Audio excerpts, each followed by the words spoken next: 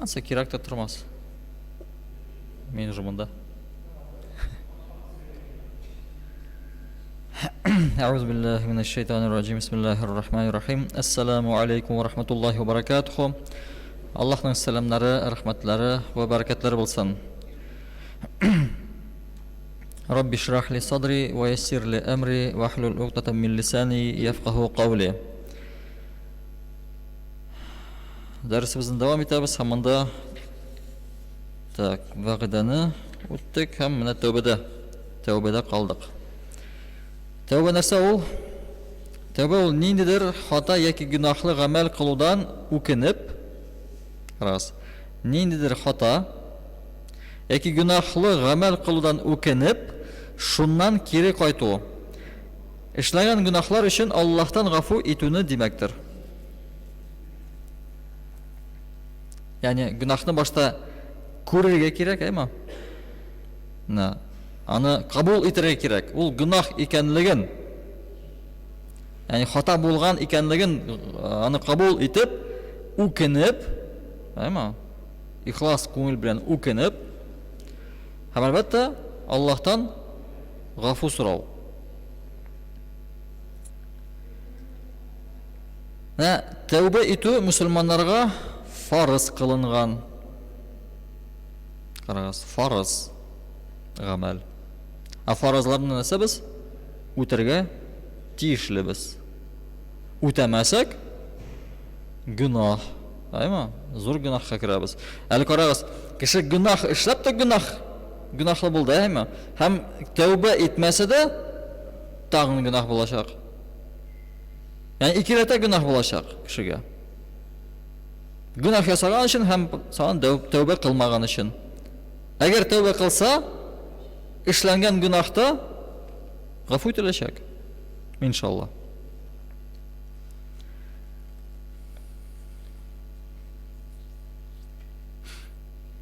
Һәм Пәйгамбәр саллаллаһу алейхи ва салламның бер хадисендә тәүбә итү турында мондый аңлатма бар.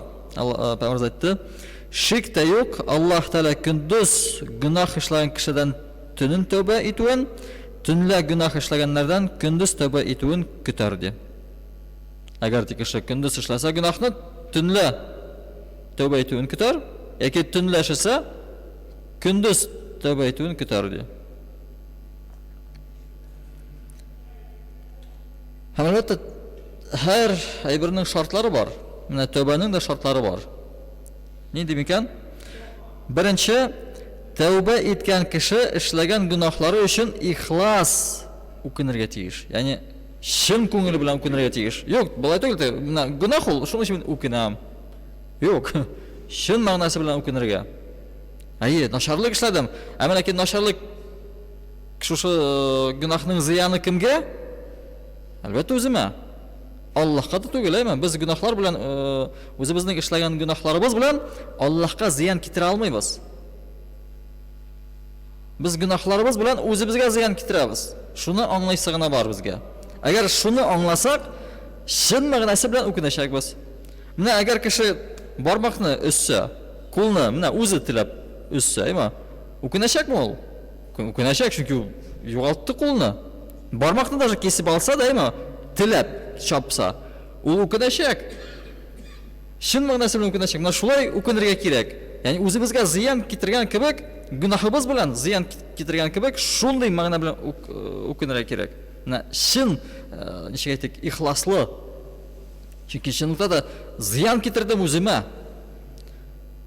Аллаһның бит газабы бар. Һәр гөнаһ өчен газабы бар. Җәһәннәм. Җәһәннәмдә янасыбыз киләме? Әлбәттә килми. Гөнаһ эшләгәнбез икән, димәк Аллаһ Тәала безгә шушы җәзасын бирәчәк, шушы гөнаһ өчен. Һәм шундый мәгънә белән, Аллаһтан курку белән тәүбә кылырга. Һәм икенче шарты менә якраз Аллаһтан куркып, кеше гөнаһлы эшләрен ташларга һәм аларга кире кайтмаска тиеш. Ягъни әгәр без гөнаһ кылганбыз икән, тәүбә иткәнбез икән шушы гөнаһ өчен, шушы гөнаһка якын килергә тиеш түгел. Всё. Әгәр дәвамлы булса шушы гөнаһ, тәүбә кабул булмый. Tövbe kabul bulmayı. Mesela kişi urladı, tövbe etti, epey urladı, epey tövbe etti, tağın urladı, tağın tövbe etti. Onun bir tövbesi de kabul bulmaz. Tövbenin ikinci şartı, ikinci tapkır, yani şu günahını kılmaska tırışırga tiyиш. Хотя бы tırışırga. Теги bütün nesini yasarga şu günahını kılması için. Әлбәттә кеше бит ул нинди? Ул зәгыйф бер, әйме, барлык. Ул теге бәлки бирелергә дә мөмкин. Теге тырышты, әмма ләкин, ну, нәфскә бирелде, шайтанга уланды, шул гөнаһны кылды. Әмма ләкин ул тырышты аны кылмаска, аны эшләмәскә тырышты. Ул вакытта иншалла Аллаһ Тәала кабул итәр аның тәүбәсен. Әмма ләкин әгәр кеше тырышмый икән, әйме, шу гөнаһтан арынырга, аны ясамаска тырышмый икән, ул вакытта аның бер тәүбәсе дә кабул булмый. Бер тәүбәсе дә кабул булмый. Уйлап кына карагыз. Ул вакытта нинди файда бар тәүбә кылуда?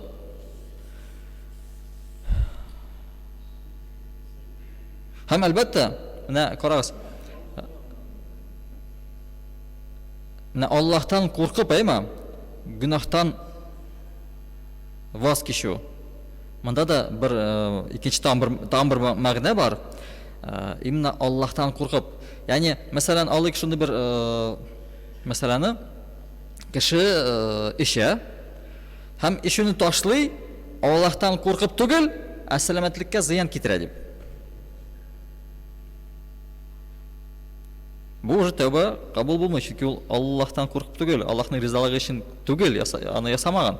Ул дөнья күзе белән карады, әйме? Минем сәламәтлеккә зыян килә, артык хәзер я таны ичсәм үлермен, эчмим әле. Бу тәүбә түгел. Бу просто факт. Теге все, син теге үлем нисенә килдең, әйме? Шитенә килдең. Шуның өчен ташлый. Менә тәүбәнең шарты именно Аллаһтан куркып гөнаһны ташлау. Сәламәтлекне югалтам дип түгел, яки миңа хәзер җәза бирерләр дип түгел. Аллаһның җәзасыннан куркып.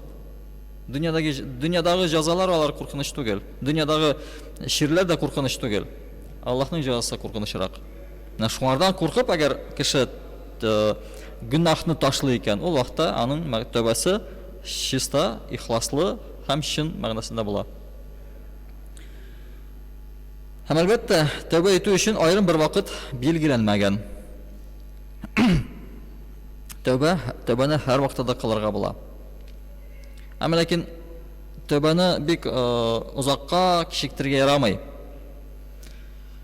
Менә эшләгәнбез гөнаһны кабул иттек, без беләбез. Бөтен кеше белә, нәрсә, нинди гамәл гөнаһлы икәнен бөтен кеше белә. Анты эчә торганда белә, әйме? Бөтен кеше белә. Ул гөнаһ икәнен белә. Һәм әлбәттә, гөнаһны эшләгәннән соң нихәтле тизрәк тәүбә итсәк, ул вакытта яхшырак безнең өчен. Чөнки бәлки шушы гөнаһ язылмаста. Язылмас. Без беләбез, безнең ике фәрештәбез бар, әйме? Уң якта безнең изге гамәлләребезне яза, һәм сул якта безнең бөтен гөнаһларыбызны яза торган фәрештә. Әгәр изге гамәлне кылсак, берәрсә эшләсәк, яхшылыкны, әйме? Шул вакытта безнең шушы фәрештә язып куя дәфтәребезгә, шуны ясадың, шуны кылдың дип. Әмма кин гөнаһны кылган вакытта, ул фәрештә, сул яктагы фәрештә язмый, көтеп тора. Бәлки тәүбә итәр ди. Тәүбә итсә, язылмыйча кала гөнаһ. Менә шуның өчен без шушы вакытка ничектер эләгергә тиешбез. Менә язылмыйча калсын. Әйе, кылганбыз гөнаһны, без гөнаһсыз түгел, кешеләр гөнаһлы. Без күпчелек вакытта биреләбез. Хисләребезгә биреләбез, әйме? Шайтан шушы безнең белән булган шайтанга, аңа алданабыз, нәфсебезгә хуҗа чыга алмыйбыз, әйме? Һәм гөнаһларны кылабыз. Әмма ләкин тәүбә итәргә тиешлебез. Тәүбә итәргә.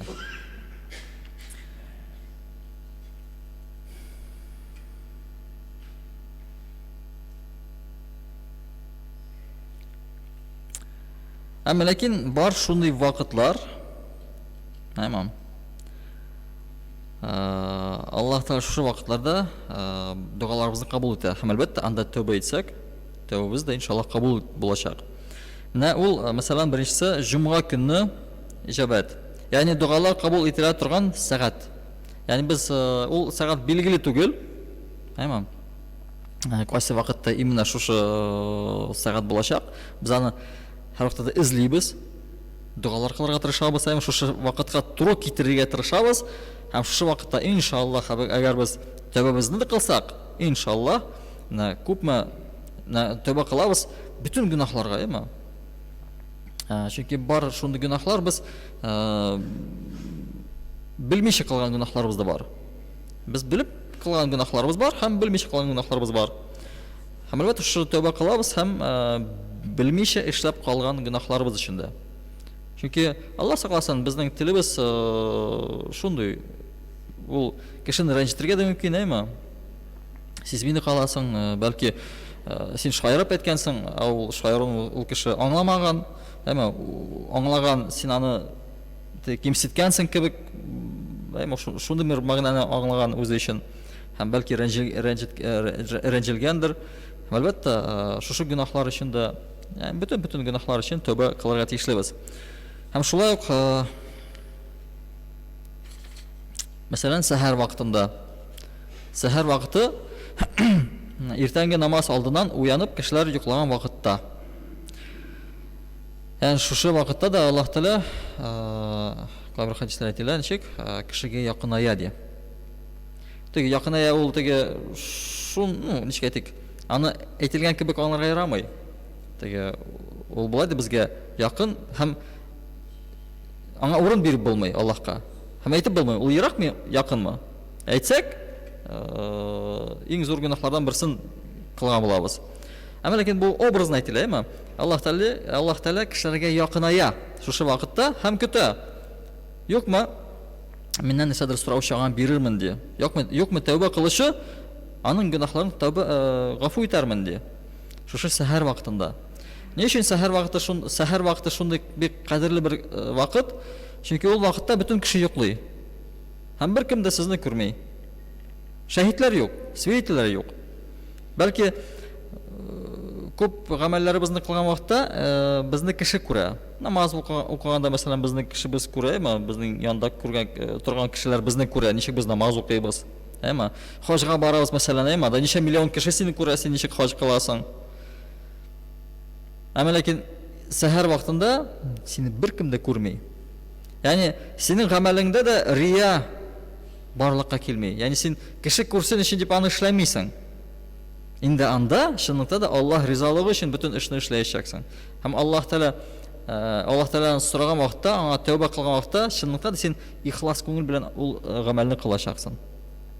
Шуның өчен сәхәр вакыты ул бик бүтән мөселманнар өчен бик кадерле бер вакыт. Аны без аңлап кына бетерә алмыйбыз. Һәм әлбәттә, кайбер истәлекле көннәрдә дә вә кичәләрдә, мәсәлән, Рәгаиб, Миграҗ, Бәраәт кичәләре, Кадер вә Мәүлид кичәләре, яки Гашура, әйме, көннәре. Шушы көннәрдә дә әлбәттә без дугаларда булырга тиешлебез һәм шушы дугаларда тәүбә дә итәргә тиешлебез. Чөнки шушы вакытларда, шушы көннәрдә, шушы кичәләрдә Аллаһ Тәала шулай ук дугаларыбызны кабул итә.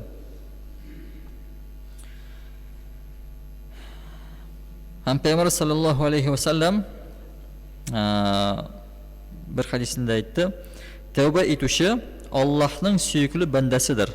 Тәүбә иткән кеше һич гөнаһ эшләмәгән кеше кебектер." Раббына карагыз. Һич гөнаһ эшләмәгән кеше кебектер ди. Шунда бер ни бар, вот искә төшерә алмыйм, каян укыдым. Әмма ләкин шунда бер сүзне укыган идем. Әгәр ди кешеләр гөнаһ эшләмәгән булса иде, Аллаһ Тәала икенче бер халыкны яратыр иде. Гөнаһ эшләүче халыкны яратыр иде. Ягъни тәүбә итәр өчен. Нәбит бар бит фәрештәләр дә бар. Алар гөнаһсыз. Ни өчен Аллаһ Тәала безне яратты соң? Фәрештәләр бит бар.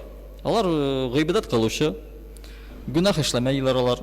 Değil mi? Allah narsani qo'shar, shuni ishlaylar. Ammo lekin Alloh taolo bizni yaratdi. Alloh taolo biladi bizni kim ekanini. Değil mi? Biz nindi gunohli kishilar ekanini biladi bizni. İşte biz gunoh ishlaymiz. Adam alayhissalomni yaratgandan so'ng farishtalar narsa aytdi? Ne uchun shu qon tugishi kishini bor etding deb. U kishi bitta, u shu kishilar dunyoda qon tugashak. Bek ko'p qon tugashak. Farishtalar aytdi, so'radi Allohdan. Alloh taolo narsa aytdi? Siz bilmaganda men bilirman dedi. Ya'ni bir hikmat bor. Ya'ni kishi gunoh qiladi, ammo lekin tavba etdi. Mana shu tavba kishilarni yuqori darajaga ko'taradi. Ham shu tavba bilan biz iblisdan ayrilamiz. Iblis de gunoh qildi. U da gunoh qildi. Kishi de gunoh qildi. Iblis tavba etmadi. Ammo lekin kishi tavba etdi. Agar biz tavba etmasak, biz iblisdan da qo'rqinchliroq bo'lashamiz. Iblis birgina topqir gunoh qildi. Allohni tinglamadi. A kishi kunga necha topqir gunoh qiladi? O'ylab qarasiz, ham shu gunohlarga qarata tavba etmasa, iblisdan da qo'rqinchliroq bo'lashadi. Anardan da tuban darajaga tushacak, tubanroq.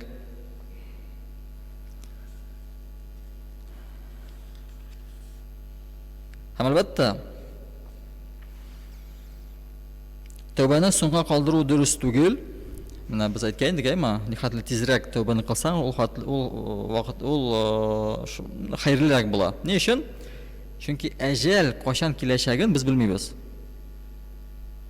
Biz bunda o'tiramiz. Qachon o'lishagimizni bilmaymiz. Balki namozda o'lib ketarmiz. Kim bilir? Balki namozdan so'ng masjiddan chiqqanda o'lirmiz. Aslida bilmaymiz. Ya ertaga, ya 1 yildan so'ng, ya 40 yildan so'ng. Aslida belgili tugul. Ya'ni ajal bizning bilan birga yuradi. Любой vaqtda bizni qo'ldan olib ketarga hazır ol. Mana vaqt qana yetsin, deymi? Bizga belgili tugul qachon bo'lashagini. Shuning uchun qo'rqinish, gunoh qilib tavba etmasang, o'lib ketsang, ul gunoh senda qolashaq. Deymi? Yozilib bo'lib qolashaq. Ham shuning uchun oshig'irga kerak tavba etirga. Oshig'irga. Gunoh qildik. Ayyi. Ko'rdim, bildim, qabul etdim, o'kindim. Ya Allohim, ya Rabbim. Kechir meni. Ayyi, men gunohliman. Ayyi, men zag'ifman. Men shu vasvasalarga qarata qarshi kela olmayman. Kuchim yo'q. G'afur et benim shu qilgan gunohlarimni yoki shu gunohimni. Ham menga kuch ber. Kelashakda shu gunohlarga qarata tururga, ya'ni ularni qilmasqa kuch menga ber, sabrlik ber. Shuningda da gunohlarni qilmas uchun bir ko'p kuch kerak, bir ko'p sabrlik kerak. Ham albatta gunohlarni ishlamas uchun gunohlar yonina yaqinda kelmasga kerak. Biz aytamiz kishi u zag'if bir borliq. Agar shuni bir jamiyatga alaksa, gunoh qiluvchi jamiyatga alaksa, u gunoh qilarga mumkin. U gunoh qilarga mumkin anda. Chunki anda butun shartlar bor. Gunoh qilar uchun. Sablazn bor, Shuning uchun Alloh taolo aytadi, yaqin kelmagiz gunohlarga. Просто qilmagiz, yaqin kelmagiz de. Alloh taolo bizni bir yaxshi biladi, ham bizni bilgan uchun shunday so'zlar aytadi. Yaqin kelmagiz. Agar Alloh saqlasin yaqin kelsak, shular orasida mana qo'ya shunda majlis bor, shunda o'tirsak, Alloh saqlasin sezmaydi qolirmiz. Sezmaydi qolirmiz. Chunki bizning shaytonimiz anda kuch ola. Bizning nafsimiz anda kuch ola. Ham bizni jingarga mumkin. Һәм зина да шулай. Ишке генә түгел. Зина тагы да куркынычрак бер гөнаһ, әйме? Әгәр шунда бер арага кирсәк, хатын кызлар арасына кирсәк, барым безнең шунда бер ничек әйтик, гарант, әйме, то, что без зина кылмыйбыз. Андый гарант юк. Нәфсебез уйный башласа, Алла сакласын, гормоннар уйный башласа, Алла сакласын. Берни дә гаранты юк. Шуның өчен Аллаһтан сорыйбыз, Аллаһ Тәгалә безгә сабырлык бирсен, безгә көч бирсен, шушы гөнаһка каршы торырлык.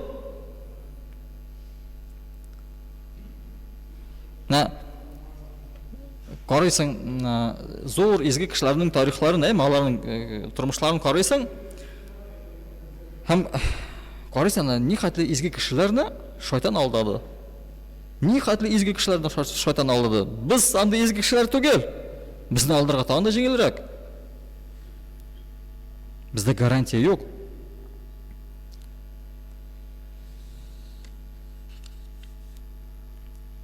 Без хаталанабыз. Хатасыз кеше түгел ул. Әгәр хаталанмаган булсак, гөнаһларны кылмаган булсак, безне Аллаһ Тәгалә фәрештәләр итеп яратыр. Әмма ләкин юк, Аллаһ Тәгалә безгә нәфсне бирде. Нәфс белән яшибез. Аның белән тормыш итәбез. Нәфсебез белән. Һәм аңа каршы көрәшәбез дә. Иң зур көрәш, әйме, безнең бу нәфсебез белән көрәш. Динсезләр белән түгел. Именно нәфсебез белән көрәш. Иң зур көрәш, иң зур җихад. Үткән җомгада билгеле монда булдымы шундый нәфс турында, как раз нәфсне тыю темасы булган иде, әйме. Нәфсне тыяр өчен анда киңәшләр дә бар иде. Кораллар бар иде. Нинди коралларны кулланырга кирәк нәфсне тыяр өчен. Һәм нинди анда бик матур киңәшләр бар иде. Нәфсне җиңәр өчен анда әйтелгән: әз ашагыз, әз җоклагыз, әз сөйләшегез. Һәм әгәр сиңа кеше зулым итсә, аңа сабырлыкны күрсәтегез. 4 корал нәфсне җиңәр өчен. Безнең өчен әзер, әйме? Аның кулланасы гына бар. Әгәр куллансак, иншаллах, Аллаһ Тәгалә безгә җәннәт бакчаларын әзерләп торыр.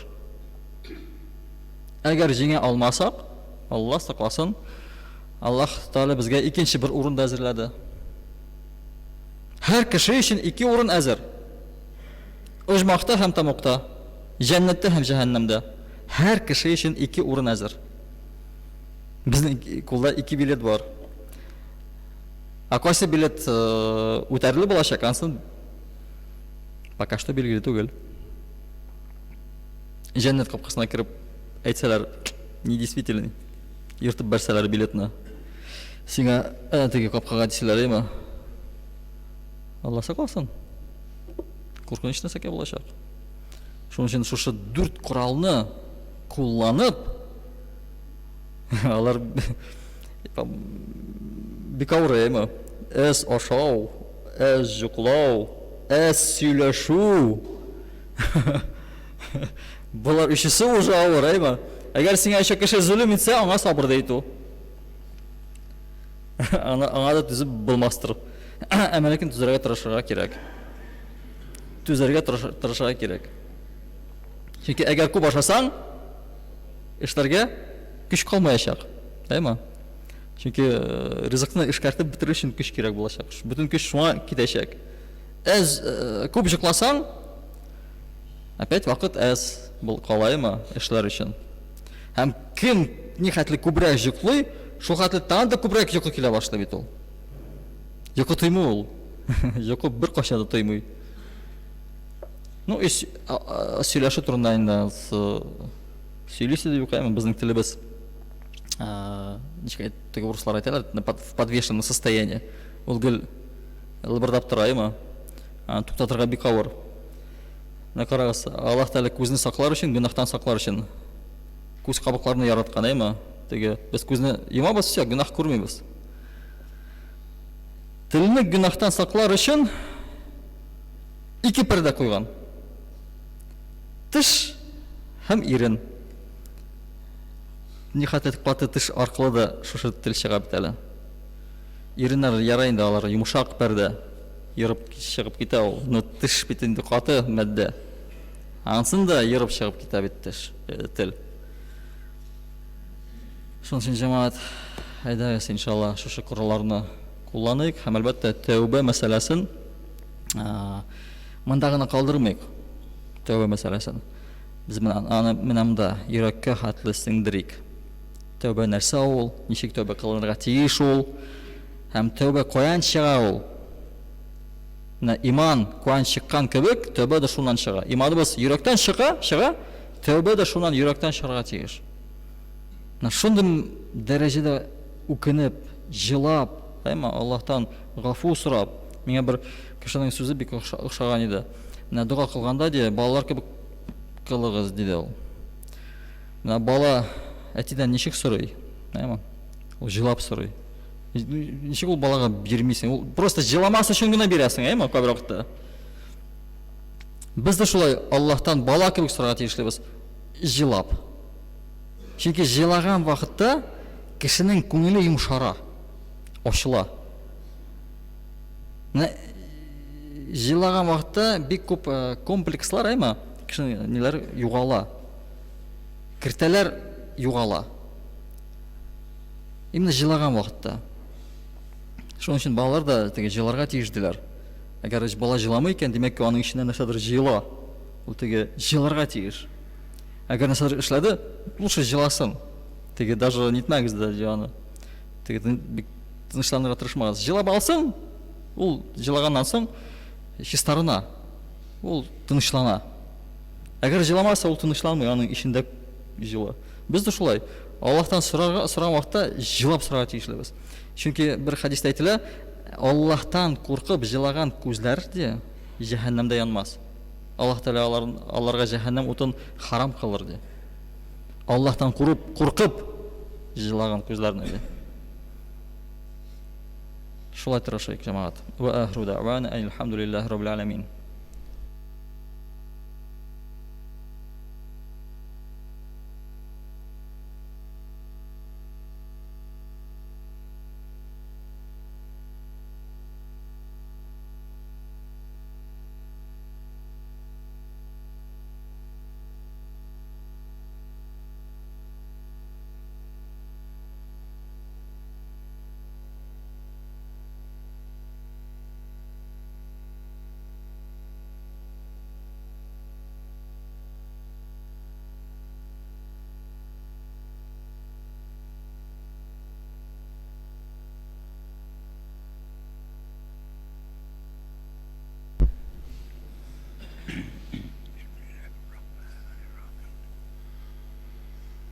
Allahu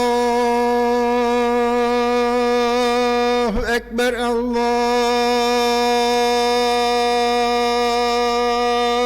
Ekber, Allahu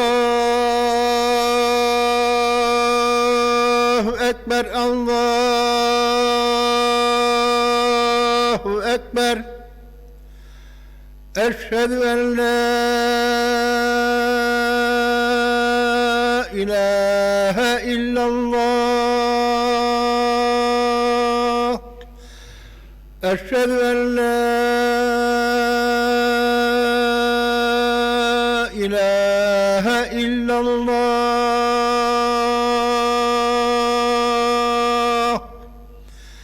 Eşhedü enne Muhammeden Resulullah.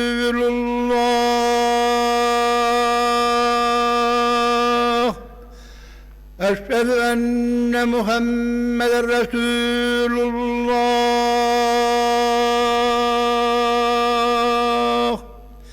Hayye ale's-salah.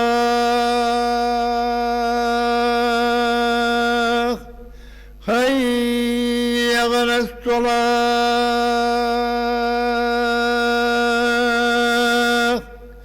Hayye alel-felah. Hayye alel-felah.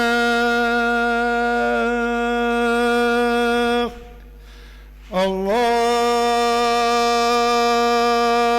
Ekber. Allahu Ekber. La ilahe illallah.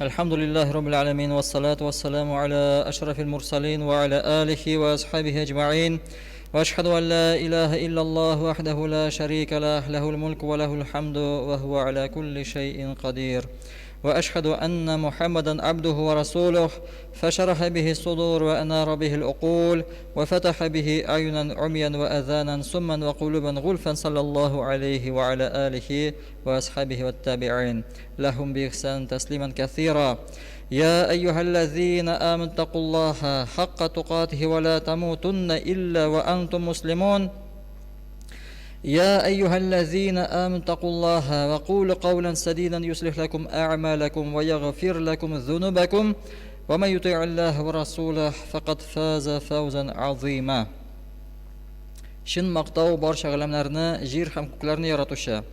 Жер һәм күкләр арасында булган барша мәхлукларга һәм җан ияләренә ризык биреп, аларны тәрбия кылып торучы, бу дөньяда адашмау һәм саташмау өчен, безләргә дөрес иттереп яшәү өчен Qur'oni Karimni бүләк итеп бирүче Аллаһ Субханаһу Таалагә барша мактауларыбыз һәм дә сәнәләребез һәм шексез шөкраналарыбыз булсын. Һәм барша галимнәргә нур һәм рахмат булып җибәрелгән Аллаһның хак илчесе, сөйкеле пәйгамбәрбез Мухаммад Мустафа саллаллаһу алейхи ва салламга, аның әһли бәйтенә ва сахабаларына Аллаһның сәламе ва бәрәкәте булсын. Җумгаларыгыз мөбарәк булсын, җәмәгать. Бу дөньяда кеше җәмгыятьтән башка бер-берсе белән аралашмыйча, бер-берсенә ярдәм итмичә яшәй алмый. Бу кешенең табигате. Без бер-беребезгә мохтаҗбыз. Беркем дә ялгыз яшәй алмый. Безнең мохтаҗлык бар. Һәм кешеләргә файда китерим, бу җәмгыятьтә үз-үземне калдырыйм дип ихластан тырышучылар да бар әлбәттә. Шушы җәмгыятьтә. Ягъни җәмгыять өчен тырышып, әйме?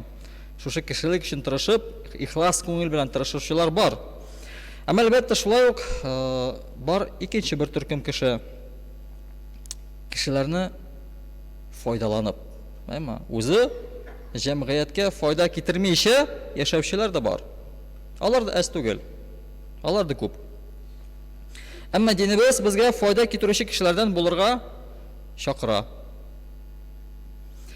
Һәм сөйкеле пәйгамбәрбез Мухаммад Мустафа саллаллаһу алейхи ва саллям була дигән, сезнең хәерләрегез кешеләргә күбрәк файда китерүчеләрегездер.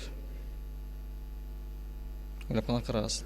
Әйтмәгән кем күбрәк намаз укый яки ураза тотучы, әйме?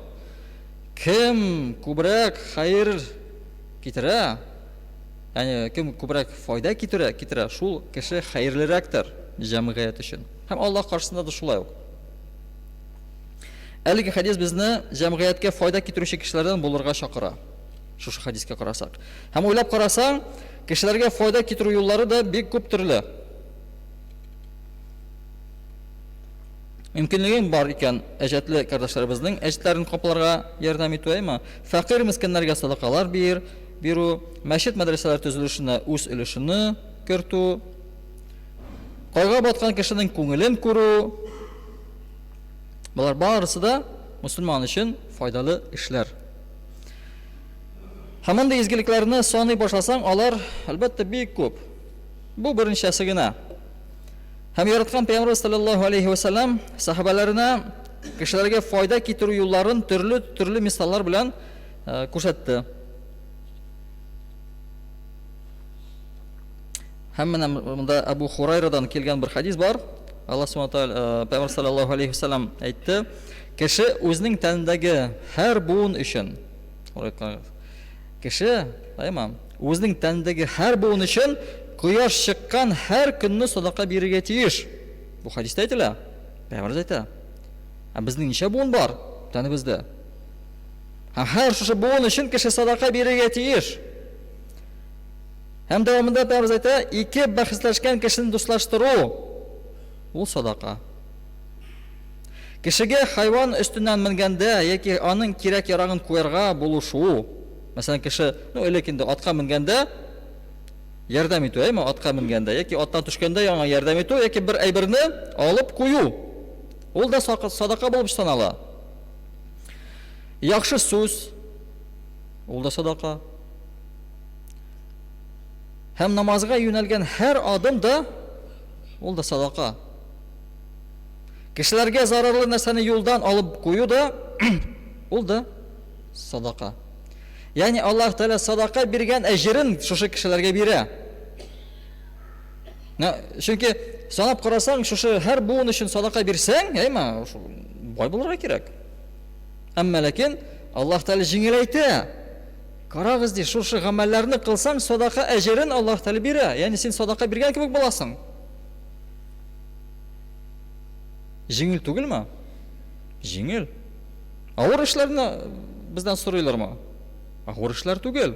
Ягъни кеше эшләрлек эшләре, кеше бездән кулыбыздан килә торган эшләр, килмәй торган эшләр түгел. Аллаһ Тәгалә бер кашан да бездән сорамый, без күтәрмәслек, без эшләй алмаслык эшләрне бездән Аллаһ Тәгалә сорамый.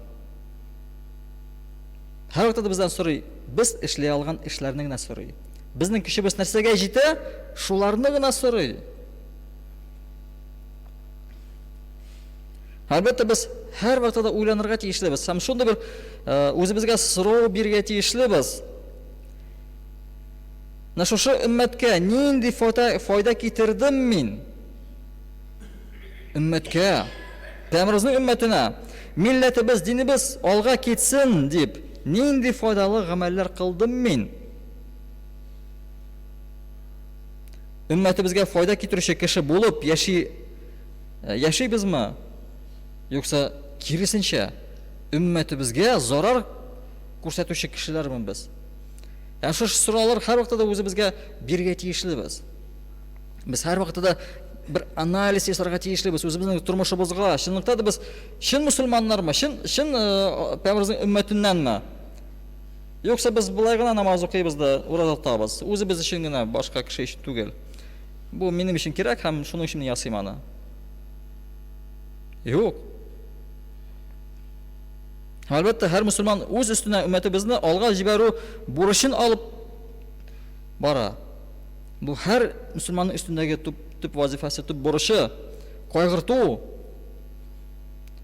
Башкалардан өммәт ничек әйтик, көтеп торасы юк. Алар эшләрләр, алар төзерләр. Юк, әлхәмдүлилләһ, менә безнең җәмәгать, әлхәмдүлилләh, шуңа сөенәм. Аллаһка шөкер, кешеләр ярдәм итә, кешеләр тырыша, әлхәмдүлилләh, безнең мәчетебез, мәдрәсәбез җитешеп бара. Аллаһка шөкер, шуңа бик нык сөенәм. Кешеләр катнаша, эштә дә катнашалар, килеп булышалар, эш белән булышалар. Аллаһка шөкер. Теге өмәгә чакырса, өмәгә киләләр, әлхәмдүлилләh. Теге өмет бар, киләчәккә өмет бар, әмма ләкин тагын да ныграк тырышырга кирәк, тагын да күбрәк тырышырга кирәк. Ул вакытта иншаллаһ ислам күтәреләчәк. Иншаллаһ. Бу безнең көчебездә, безнең кулыбызда, җәмәгать.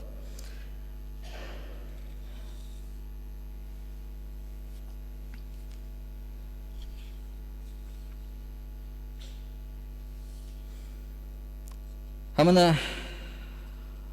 Ниса сурасының 114-нче аятында Аллаһ Тәгалә әйтә: кешеләрнең нәфесләре теләгәнчә үзара күп сөйләшүләрендә хәйр файда юктыр. Мәгәр берәү мохтаҗларга Аллаһ юлына садака бирергә кешеләрне өндәсә, яки яман эшләрдән тыеп, яхшы эшләргә өндәсә, яки кешеләр арасын төзәтергә, яхшыртырга өндәсә, әнә шул кешенең сүзләрендә хәйр һәм файда бардыр. Әйтелгән бу хәйрле эшләрне бер мөмин Аллаһ ризалыгын өмет итеп эшләсә, без аңа тиздән олы җирне, ягъни җәннәт нигъмәтләрен бирербез. Ягъни сөйләшүләр бик күп булырга мөмкин, Садиклар кирәк, мәктәпләр кирәк. Әмма ләкин сөйләшүләр бер файда да китерми. Әгәр шушы бөтен кешеләрдән бер кеше нәрсәдер эшли башласа, файда күренәчәк. Файда күренәчәк. Шуның өчен сүздә эш түгел. Көч эштә. Сүз ул авыздан чыкты китте. Сен тута алмыйсың да. Һәм истәдә түгел, кашан син әйткәнеңдә.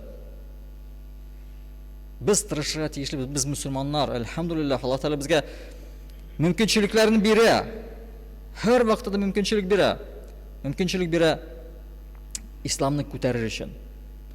Мөмкинчелек бирә безгә мәдрәсәләрне, мәчетләрне төзер өчен. mümkinchilik bera bizga shu madrasalarni, shu masjidlarni tutirish uchun da. Tuzibgina ish bitmish ol. Shu madrasa agar tuzilsa ham bo'sh tursa, aning ni foydasi bor? Shu madrasamizni biz tutirga da tegishlimiz. O'zi bizning bolalarimiz bilan, o'niqlarimiz bilan. Ul vaqtda shu binoning foydasi bo'lacak. Ko'pmi kishi shu binoga tirishlik soldi, ko'pmi kuch to'kdi, ularning da ishlari yo'qqa chiqmayacak. Shuni bilan bitmasga tegish. Davom etirga, nashadir ishlarga. Bir xayrli so'zni kishiga aytirgaymi? Ikki kishi orasini birlashtirga.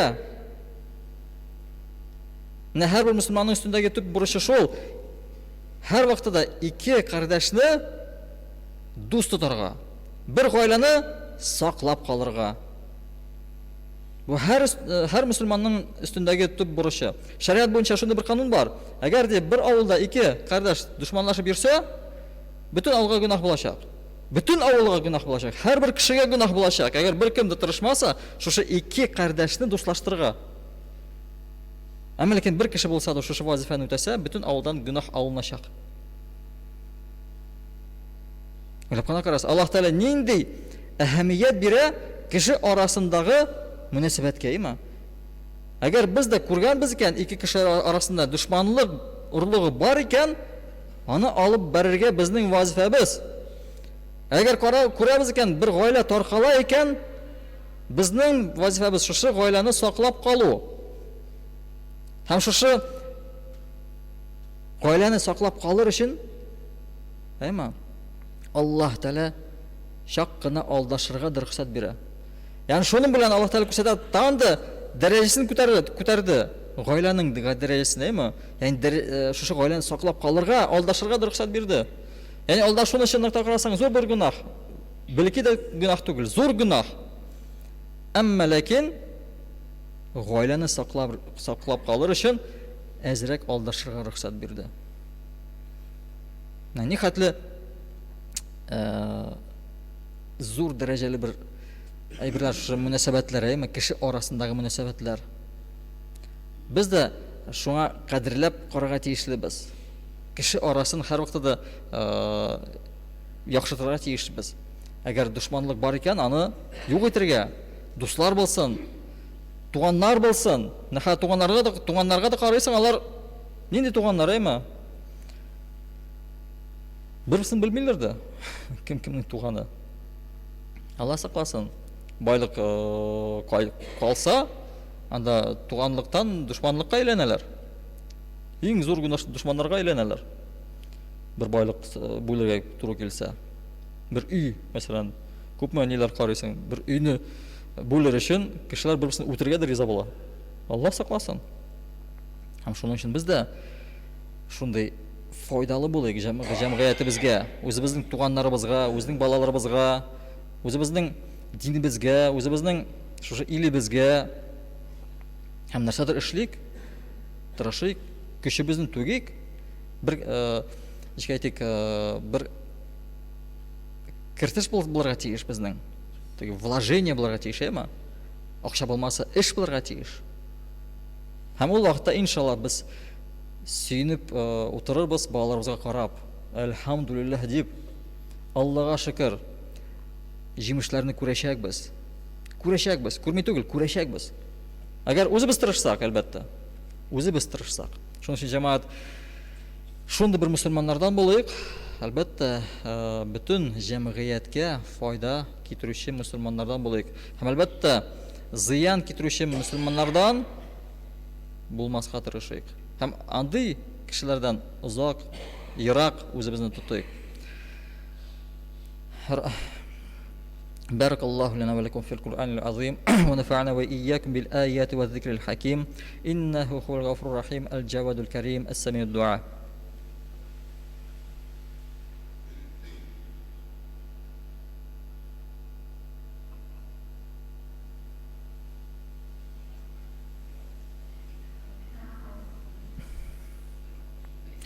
الحمد لله نحمده ونستعينه ونستغفره ونؤمن به ونتوكل عليه ونعوذ بالله من شرور أنفسنا ومن سيئات أعمالنا من يهده الله فلا مضل له ومن يضلل فلا هادي له وأشهد أن لا إله إلا الله وأشهد أن محمدا عبده ورسوله إن الله وملائكته يصلون على النبي يا أيها الذين آمنوا صلوا عليه وسلموا تسليما إن الله وملائكته يصلون على النبي اللهم صل على محمد وعلى آل محمد بعد ما صلى وصام اللهم صل على محمد وعلى آل محمد بعد ما قعد وقام صل وسلم عليه وعلى جميع الأنبياء والمرسلين وعلى ملائكتك المقربين وعلى طاعتك أجمعين من أهل السماوات والأراضين وارحمنا واحشرنا برحمتك يا أرحم الراحمين وأقم الصلاة.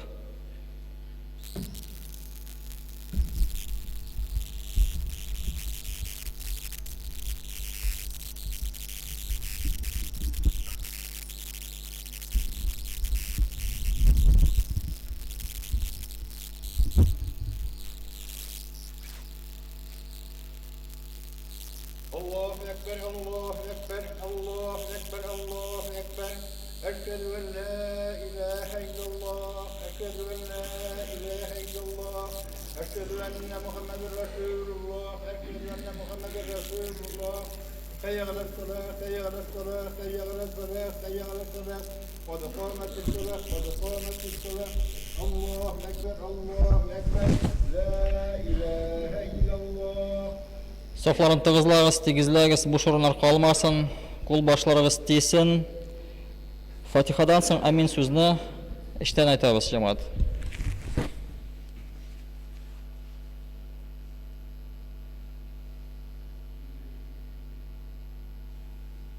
Allahu Ekber.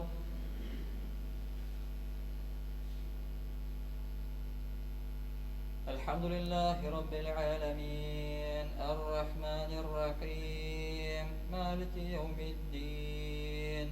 İyyâke na'budu ve iyyâke nesta'in. İhdinas sıratal müstakim.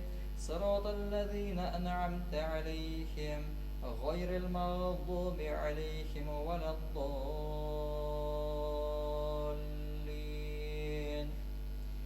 الله نور السماوات والأرض مثل نوره كمشكاة فيها مصباح المصباح في زجاجة الزجاجة كأنها كوكب دري يوقد من شجرة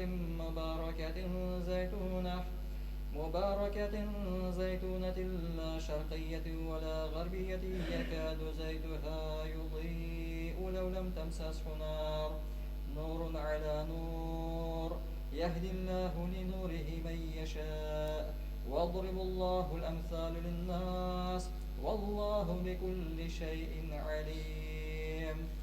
الله أكبر.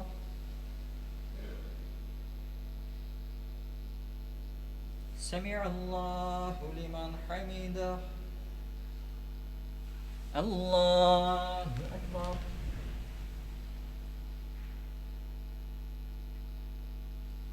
الله أكبر. الله أكبر.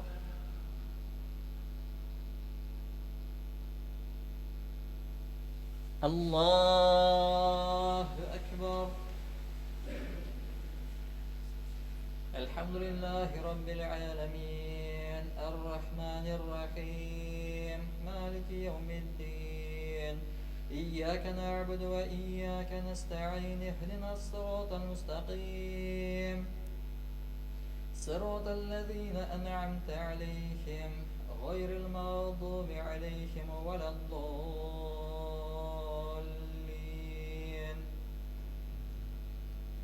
والتين والزيتون وطور سينين وهذا البلد الأمين لقد خلقنا الإنسان في أحسن تقويم ثم رددناه أسفل سافلين إلا الذين آمنوا وعملوا الصالحات فلهم أجر غير ممنون.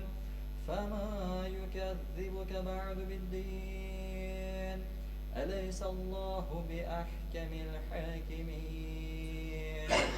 الله أكبر. سمع الله لمن حمده. الله أكبر.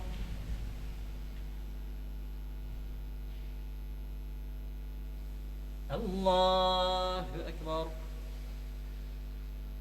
الله أكبر.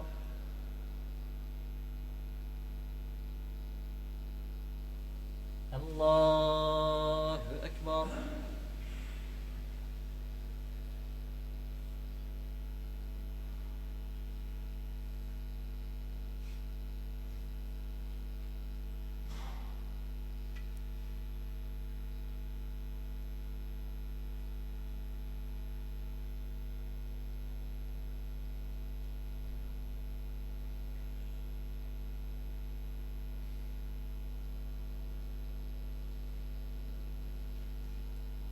السلام عليكم ورحمة الله.